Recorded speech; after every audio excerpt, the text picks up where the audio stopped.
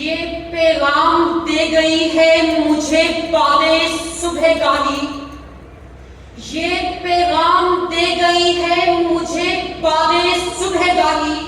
کہ خودی کے عارفوں کا ہے مقام بادشاہی،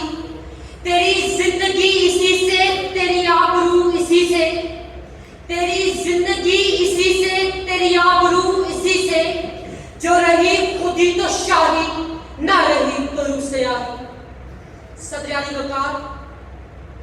اگر خودی کو ایک جسم تصور کر لیا جائے اور اس جسم کے اندر گردش کرنے والے لہو کی صدا بن کر میں آج وقت کے ایوانوں میں کھڑا ہوں، میں آج یہاں صدائے وقت بلند کرنے آیا ہوں، اور اگر انہیں الفاظ کے قیود کا جامہ پہنایا جائے تو آج کا موضوع میرا اقبال کا یہ شعر ہوگا: دیارے عشق میں اپنا مقام پیدا کر، دیارے عشق میں اپنا مقام پیدا کر، نیا زمانہ نئے صبح و شام پیدا کر، میرا طریق امیری نہیں فقیری ہے، خودی نہ بیچ غریبی میں نام پیدا کر۔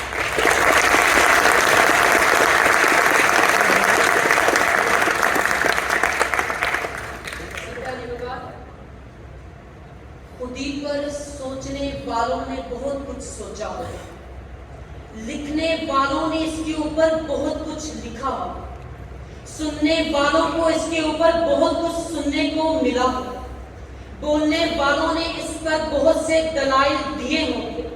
مگر سچ بات تو یہ ہے کہ خودی کو نہ ہی تو کوئی پہچان سکا اور نہ ہی اسے کوئی آشکار کر سکا۔ اگر خودی کے موضوع کو جاننا ہے تو جاؤ شہدائے کربلا سے پوچھو، قاسم کی تکرار سے پوچھو، غزنوی کی یلغار سے پوچھو، حیدر کی تلوار سے پوچھو، اور اگر کہیں سے جواب نہ ملے تو میرے پاس آؤ، میرے اس لہجہ تار تار سے پوچھو، تو تمہیں پتہ چل جائے گا کہ خودی عزت ہے، خودی غیرت ہے، خودی خود کی نفی ہے، خودی رب کو پا لینے کا ایک نام ہے، اور یہ بات محتاج دلیل نہیں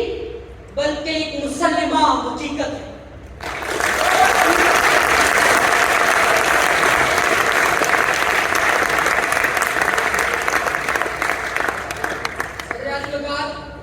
ذرا میرے ساتھ آئیں،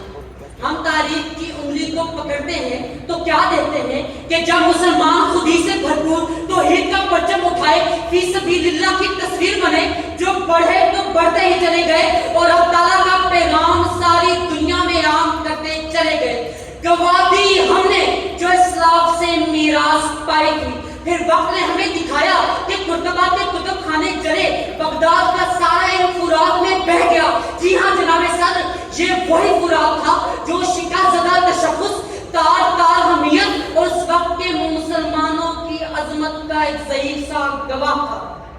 صدر علی وقار، میں دیکھتا ہوں آج اپنے آپ کو،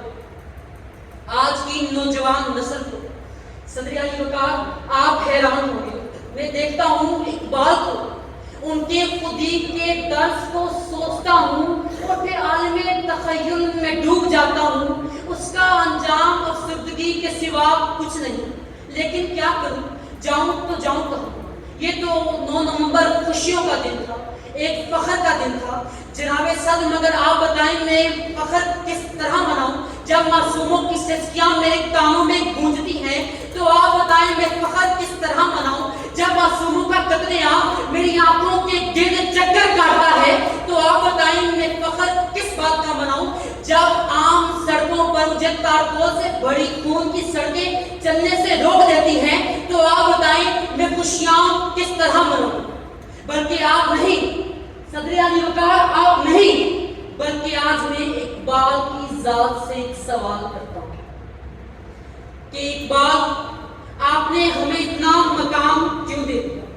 اتنا مرتبہ کیوں دے دیا؟ شاہد کہہ دیا، مرد مومن کہہ دیا، کہاریو غفاریو جبروت کہہ دیا، ایسا مرد مجاہد کہہ دیا کہ جس کی اذانوں سے شیطان اور ابلیس کانپ اٹھتے ہوں، جن کی ہیبت سے پہاڑ سمٹ کر رائی ہو جاتے ہوں۔ مگر اقبال، میں آپ کو آج بتانا چاہتا ہوں کہ ہم اس مقام کے قابل ہرگز نہ تھے۔ ہم نے شاہین کا مطلب نہ سمجھا، ہم نے اپنی ماؤں، بہنوں، بیٹیوں کی عزتیں نیلام کروا دی, ہم نے اپنی عزتوں کے سودے کر لیے. جناب والا, یہ پاکستان اقبال کا پاکستان نہیں ہے. اقبال تیرے دیس کا کیا حال سناؤں, دہقان تو مر کھپ گیا, اب کس کو جگاؤں, ملتا ہے کہاں خوشہ گندم کے جلاؤں. اقبال تیرے دیس کا کیا حال سناؤں.